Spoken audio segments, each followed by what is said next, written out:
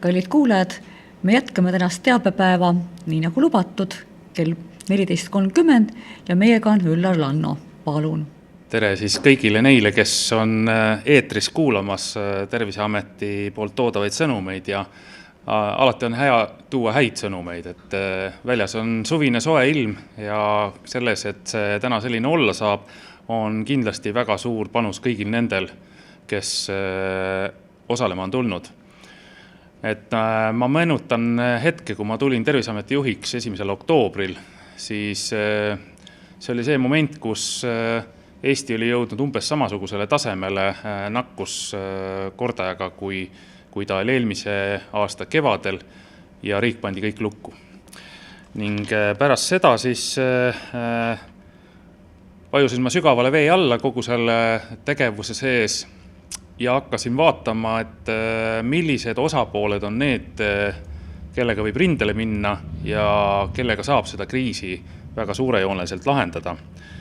Ja tõenäoliselt sotsiaalkaitsesektor oli üks nendest, kellele täna peab avaldama väga sügavalt kummardust ja tänu selle eest, et haiglate pind tekkis sellisel õnnelikul moel nende hooldekodude juurde, kus ühelt poolt inimene sai jääda koju justkui iseenda keskkonda, aga teiselt poolt leidus ka selles meeskonnas neid inimesi, kes tahtsid reaalselt inimesi ravida, aidata ja ma arvan, et kui me võrdleme sama hetke nüüd novembris kiiresti ülespoole kerinud nakkuse tõusuga ja vaatame, mis juhtus sellel hetkel Lätis, siis nii Leedu kui Läti ägasid haiglate ülekoormuse all ja sellega seoses tekkis ka nendel töötajatel väga kiire siis vaimne ja füüsiline väsimus ning suremuse numbrid ka mõlemas riigis hakkasid kasvama ülespoole. Eestil läks selles mõttes mõnevõrra paremini, et ühelt poolt sotsiaalkaitse andis toe haiglatele ja haiglatele ei tekkinud seda momenti, kus võiks olla samalaadne tunne nagu vaadates kaadreid, mis olid Venezuelas, et inimesed olid tänaval haiged ja reaalselt abi ei antudki ja ka väga paljud neist ka sinna surid. Nii et selles osas väga suur aitäh kõigile neile, kes oma panuse panid. Ja kindlasti aasta lõpus olen ma endiselt samal meelel nagu toona, aga ma vabandasin, et ma võib-olla ei tunnetanud kogu seda sotsiaalkaitseteenust pakkuvate asutuste panust, vaid minuni tavaliselt nii nagu alati. Juhini jõuab kõik see, mis on võib-olla natukene mõrudama maiguga, aga seal kõrval oli väga palju seda ilusat ja uhket tööd, mille kiitmist reaalselt mulle ei toodud ning ma loodan, et see pisikene ebakõla, mis seal aasta lõpus tekkis, ei kahjustanud meie omavahelist koostööd ega tulevikku ja saame siit tugevama ainult edasi minna. Ma mõtlesin, ma toon teie juurde tänase pildi, sest sinna juurde annab pikkida siis neid kohti, kus ma tunnetan, et meil on võimalik üksteisega väga tugevalt koostööd teha. Nakkuse langemine nüüd viimases nädalas on olnud kuskil 38% ja see on nüüd juba olnud mitu nädalat järjest, kus me näeme seda, et see nakkus läheb jõudsalt allapoole. Ja põhimõtteliselt terve Euroopa iseenesest on selles suunas liikumas, nagu te aru saate, siis inimeste soovlikkus minna välja ja tulla lõpuks ka koju tagasi on ühelt poolt see kirg, mis on meid ammu vaevanud, et tahaks saada koduseinadest eemale. Teisalt, kui ma nüüd mõtlen jälle aasta lõpu peale, et kus olid need hetked, kus ka hooldekodudes oli risk kõrge ja selle tõttu tuli panna uksed kinni ja mitte väljastpoolt külalisi sisse lasta, siis tegelikkuses on ohutunnetus ja selline valmisoleku tunnetus endiselt hädavajalik meie kõigi jaoks, sest täna me oleme nakkuse tasemes jõudnud riskimaatriksi valgusfoori kollases astmes täpselt sama kõrgele, kui me olime eelmise aasta tipphetkedel, kui Eesti riigi lukku pani. Ja saan siit nüüd edasi liikuda. Et ma näitan teile mõningaid slaide siit sellest esitlusest ja see esitlus jääb tegelikult siia maha, nii et kõigile, kes eetris vaatavad, ei ole selles mõttes midagi hullu, et te saate seda tagantjärgi küsida endale vaatamiseks. Selle nakkusega, mis meid väljast võib-olla rohkem kimbutab, selle osas on meil siis kindlad näidikud ja minu soov kõigi asutuste suunas ja kõigi Eesti inimeste suunas, kes natukenegi hoolivad sügisesest 4. lainest, on väga lihtsad. Et esimene soov on mul see, et kogu õpitud enesekaitse selleks, et nakkust mitte tuua sisse töökohtadesse ja ka tegevuskohtadesse, on säilitada alles kõik need desinfitseerimise kohad, mis majades on. Teine valvsus on säilitada vaatlus nendele inimestele, kes tulevad külla või kes on selle maja sees ja kui ilmnevad mingisugusedki esmased haigustunnused, mis iganes, mis nad on, kõik inimesed on ära õppinud varasema gripiviiruse tuleku puhul, et millised need tunnused on, et igal ühel on nad tõenäoliselt natukene erinevad, aga kui need on olemas, siis ma arvan, et vale oleks neid ignoreerida ja mitte arvestada, vaid pigem rääkida siis selle maja elanikega, asukatega, kuulata nende käest ära need tunnused, kas on peavalu või on silmad valusad või on palavik või on köha või on nohu või mis iganes. Et sellel hetkel me reageerime vastavalt ja üks õige meetod, mida me saame teha, on kiirtestida. Ja ma arvan, et üks võlusõna sügise mõttes on ka see, et me oleme reaalselt ehitanud üles mehhanismi, kus me leiame üles kiiresti, kus me suudame teha selle ülesleidmise pealt need otsused, mis piiritlevad selle haigusega isiku sellest grupist ära. Me saame ka aru, kellega see inimene kokku puutus viimased 2 päeva ja kui see grupp on teada, siis selle grupi suhtes haiguste tunnustega inimese loomulikult saadame koju isolatsiooni ja kõik teised paneme isolatsiooni selleks ajaks, kui on nüüd 2-3 päeva möödas ja need haigustunnused peaksid juba avalduma. See kiirtesti tegemine on tegelikult 15-20 minutit. Ta ei ole mingisugunegi keeruline tegevus, kui lihtsalt mõelda, mille jaoks me seda teeme. Ja ma kujutan ette, et neid õpioskusi on ka Terviseametil väga selge soov edaspidi jagama rohkem hakata, et seda kasutusele võtta. Et kui me seda teeme, siis me suudame hoida seda R-i, nii nagu ta täna on ka ekraani peal, endiselt allapoole 1. Ja allapoole 1 hoides tähendab see seda, et üks inimene ei suutnud anda teisele inimesele nakkust edasi.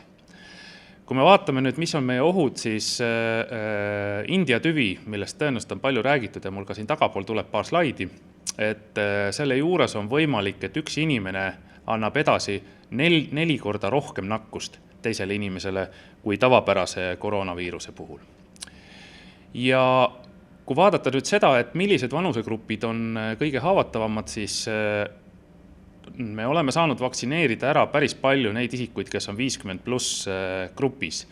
Kõige rohkem on saanud täna vaktsiinikaitset inimesed, kes on 70+ grupis ja siis sellest järgnevalt on 80+ inimeste grupp, aga tegelikkuses meil oleks vaja jõuda 80+ inimeste grupiga veel umbes 15% suuremale hõlmatusele, mis annab meile selle kindluse, et meil ei ole vaja rakendada niinimetatud haigla funktsiooni, mis on ühelt poolt keerukas, kulukas ja toob lisakoormust hoolekandeasutustele.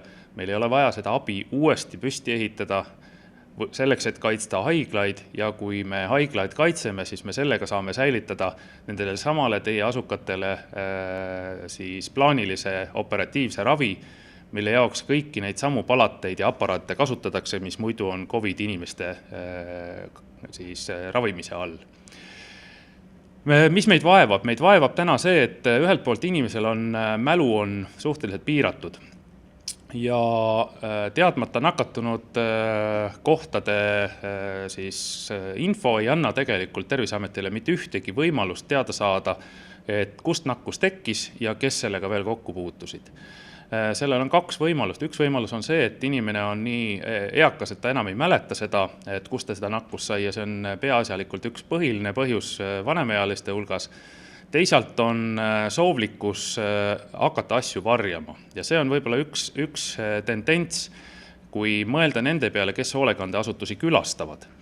Et kui inimesed tulevad teile külla ja kui maha jääb sinna mingisugune nakkuskolle, siis ma usun, et meie teeme omalt poolt kõik selleks, et selle inimesega ühendust võtta ja tema käest küsida, kus ta selle nakkuse kätte sai, aga seda soovlikkust mitte rääkides kellegile teisele tekitada vaevusi, et olla isolatsioonis, siis see on tõusnud viimasel ajal suhteliselt kõrgele ja ega seal muud lõputulemust ei olegi, kui see teadmata nakatunute protsendi suurenemine meie kõikidest andmetest.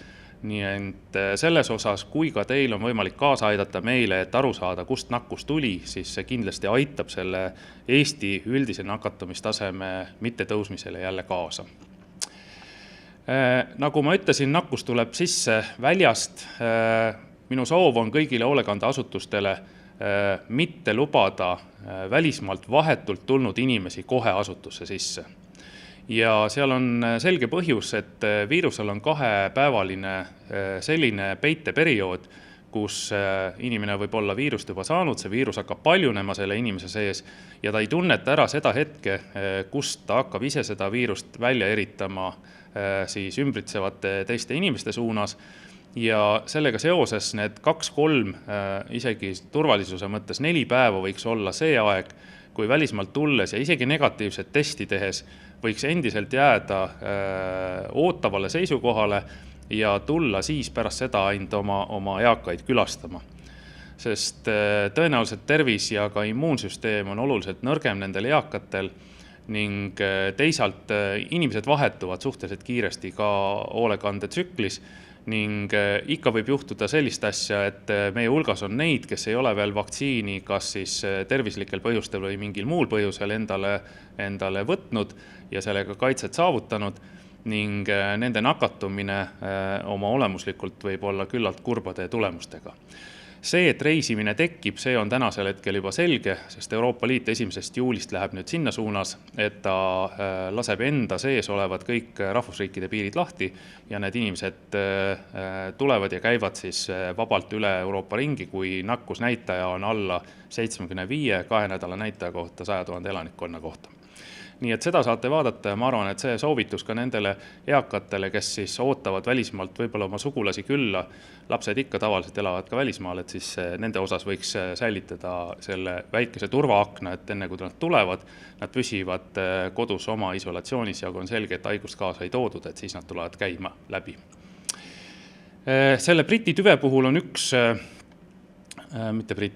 India tüve puhul on siis, nagu ma ütlesin, ta on 4-5 korda nakkavam kui nüüd Briti tüvi ja tal on üks informatsioon, mis välja tuli alles hiljuti nüüd Inglismaa uuringutest, et isegi 2 doosiga vaktsineeritute puhul on olnud 42 surma ja nendest ligi 29% on olnud 2 korda vaktsineeritud, mis omakorda näitab võib-olla seda, et see vaktsineerituse tase iga uue tüve puhul on senikaua küsitav, kui tekib rohkem informatsiooni, et kuidas olemasolevad vaktsiinid selle vastu töötavad. See, et nad töötavad, see on nagu selge, aga kui tõhusad nad lõppkokkuvõttes ikkagi on, siis seda näitab aeg. Üks on aga selge jälle, et mida eakam on inimene, seda suurem on risk, et tema elu võib olla ohus. Nii et selles mõttes tasub siin olla jälle ettevaatlik. Et kui nüüd vaadata seda, et mis juhtus meil veebruaris, kõik mäletavad tõenäoliselt seda küüru, mis veebruari teisest poolest üles läks kuni 1600 päevaste nakatumisnumbriteni, siis ega seal väga suurt saladust ei ole. See oli sama Briti tüvi, mis meid toona tabas ja ta oli siis oluliselt aktiivsema kuluga viirustüvi, kui oli varasem Wuhani ja Euroopa tüvi ning ta võttis sujuvalt kiiresti üle ligi 6 aja jooksul kogu viiruste gamma enda kasuks. nüüd, kui vaadata India tüve, siis India tüvi on veel kiirema leviku ja ka paljunemisvõimega, kui oli Briti tüvi, ning juba on märgata seda üksikut kasvuelementi seal, mis küll kõhedaks tegevalt 25% kasvas viimase nädalaga, aga kui me vaatame üldiseid nakatumisnumbreid, mis on täna seal 60-70 juures, siis selles sees on see 25% iseenesest veel väike. Kui me vaatame, millist prognoosi meil ette lubatakse nüüd juuli keskel ja juuli lõppu, mis on kuskil 10-20 nakatunud päevas, siis sellest aspektist võetuna võiks ta olla kuskil 40-80 nakatunud üle Eesti ja tõenäoliselt ta väga suurt ohtu meie haiglatele ei kujuta, küll aga Terviseamet väga selgelt täna hoiab seda helistamiskontrolli pealt üle piiri liikujatel ja me katsume selle India tüve kellelegi edasi sattumist võimalikult palju takistada. Kus teda palju on? Siin on mõned riigid, mida ma olen välja toonud, aga üleüldiselt seda infot tasub jälgida, nii et eriti kui nendest riikidest inimesed tulevad käima hoolekandeasutustes, siis tasub piiri panna. Mis me teeme? Me teeme tegelikult nende tüvedega suhteliselt head tööd, et kõik, kes känaga lähevad siis ninast PCR-testi andma, siis nende käigus me tekitame arusaama, et kes nendest on muteerunud tüved ja millise tüvega on tegemist. Ja selle kaudu meil on siis võimalik anda ohuhinnangut, et kus Eesti praegusel hetkel asub.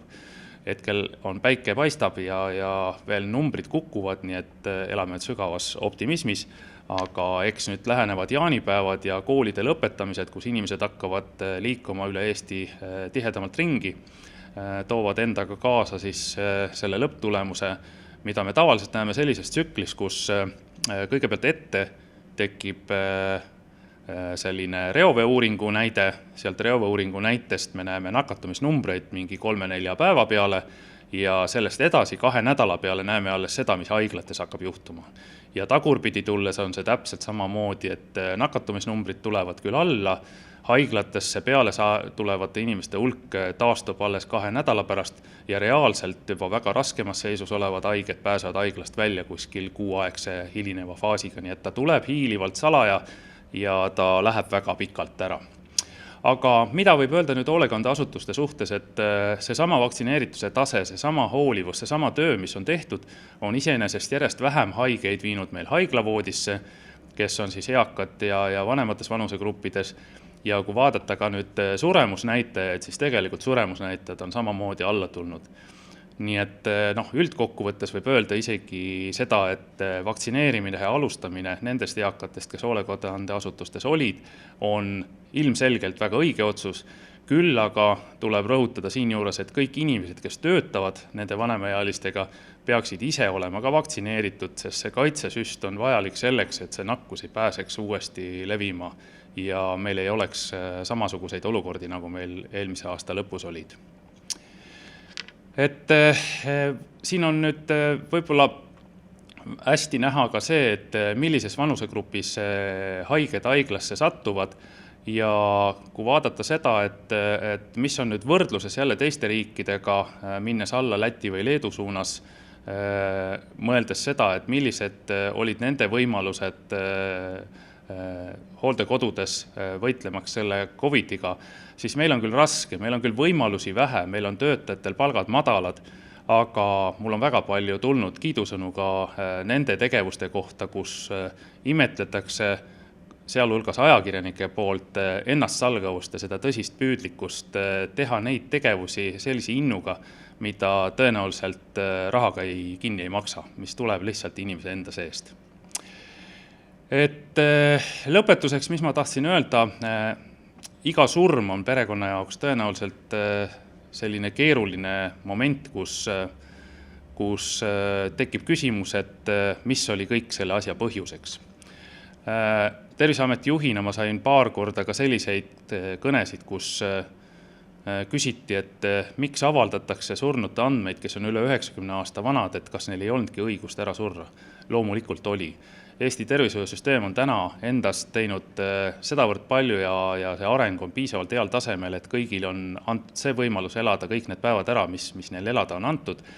Küll aga võib öelda seda, et meie kõigi ühisest pingutusest sõltub see, kui pikaks see elu kellegi jääb.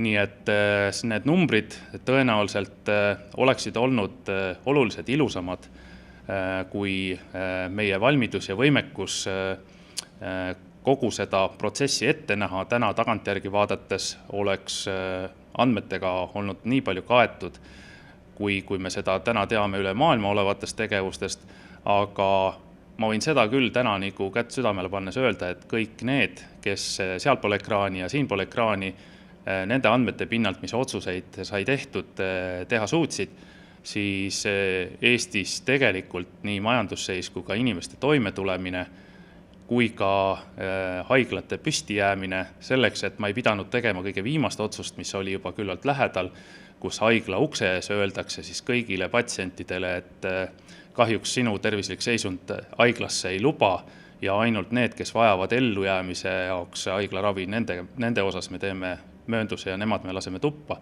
Seda vaja ei läinud.